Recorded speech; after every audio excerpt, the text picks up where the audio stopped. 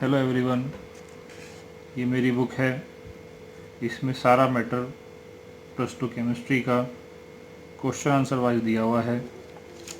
तो हम पहला यूनिट शुरू करेंगे, दी सॉलिड स्टेट। इसमें जो क्वेश्चन आंसर्स हैं टॉपिक वाइज दिए हुए हैं, जैसे एनसीईआरटी की बुक में है। पहला टॉपिक है general characteristics of solid state. इस पे जो क्वेश्चंस बनते हैं, पहला question, what do you mean by solid, right characteristics property of solid state. तो आपने 11वीं क्लास में मैटर को पढ़ा था। There are 3 states of matter, solid, liquid and gas. तो what is solid? Solid is that form of matter which possesses a definite shape and a definite volume। तो दो करेक्टर हैं जो सॉलिड को गैस और लिक्विड से अलग करते हैं। पहला उसका डेफिनाइट शेप और दूसरा डेफिनाइट वॉल्यूम। और क्या क्या कैरेक्टरिस्टिक प्रॉपर्टी हैं सॉलिड की? First, they have definite mass, volume and shape. Second, intermolecular distances are short. इसका मतलब क्या है कि जो मॉलिक्यूल्स हैं वो बहुत पास पास हैं सॉलिड के अंदर, as compared to liquid and gas. Third is intermolecular forces are strong. तो जिस फोर्स से ये आपस में जुड़े हुए हैं molecules, that is a strong force। Fourth, their constituent particles क्या होते हैं? They may be atoms, molecules or ions, have fixed position and can only oscillate about their mean position। तो ऑलमोस्ट इनकी पोजीशन फिक्स है, अपनी position से ये ज़्यादा हिलते नहीं हैं। Solids are incompressible and rigid. इनको प्रेस करना बहुत मुश्किल है, कंप्रेस करना बड़ा मुश्किल है और काफ़ी रिजिड है। तो वाई आर सॉलिड रिजिड्स, ये हमारा सेकंड क्वेश्चन बन जाता है। In solid the forces of attraction among constituent particles are very strong, hence constituent particles are very closely packed and occupy fixed position, therefore solids are rigid। तो constituent particles के बीच में जो force of attraction है वो बहुत अच्छा है, strong है, जो उनको ज़्यादा हिलने नहीं देता। इस वजह से ये जो solids हैं ये rigid हैं। Third question, why do solids have a definite volume। तो ये क्वेश्चन एनसीईआरटी के जो है वो एनसीईआरटी साथ साथ मार्क करा हुआ है, और कोई क्वेश्चन किसी एग्ज़ाम में आया है तो वो भी इसके साथ मार्क किया हुआ है। तो इस क्वेश्चन में हम देखेंगे कि सॉलिड का वॉल्यूम डेफिनाइट क्यों होता है। तो अगेन सेम रीज़न है, the constituent particles of solid have fix position and are not free to move about. Free नहीं है मूव करने के लिए इधर उधर, hence they possess rigidity, hence they have a definite volume। Okay, the next topic is amorphous and crystalline solids। इन पे जो question बन सकते हैं, पहला है what are the distinctions between crystalline and amorphous solids। तो crystalline amorphous solids कैसे difference कर सकते हैं हम? तो ये प्रॉपर्टीज़ हैं, there are 7 properties. On the basis of this 7 property we can differentiate between crystalline and amorphous solid. The first property is shape. As you know, crystalline solids they have definite characteristic geometrical shape जो change नहीं होता। Amorphous solids they have irregular shape, इनका shape fix नहीं है। Second is melting point. Crystalline solids have sharp and characteristic melting point.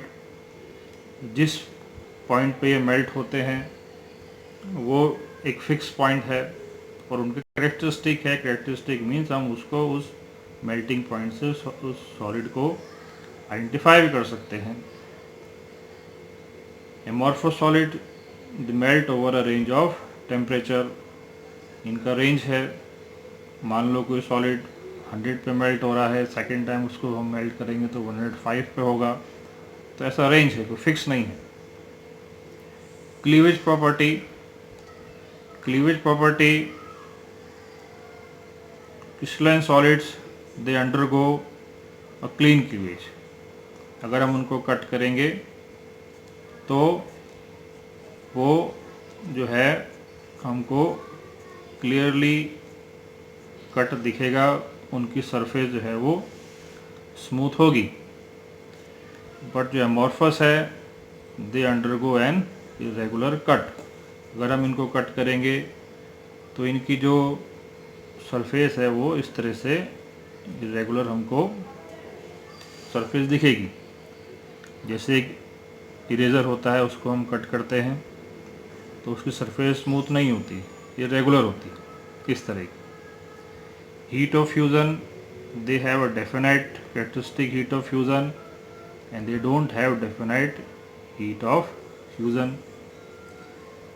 Order in arrangement of constituent particles, crystalline में long range order है। It means जिस order से molecule आपस में जुड़े हुए हैं वो ऑर्डर काफ़ी दूर तक मेंटेन रहता है।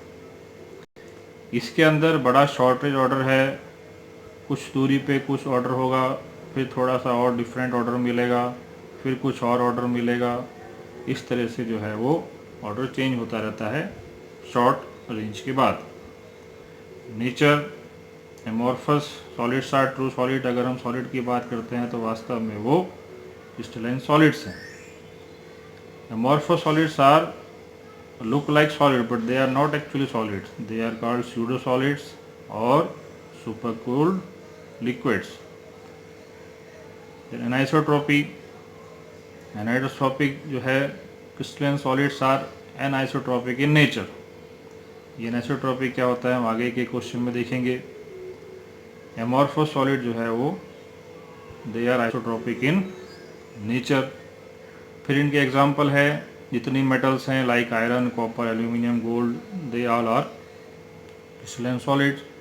और एमॉर्फस के ये तीन ही मेन एग्जांपल हैं, ग्लास, रबर एंड प्लास्टिक।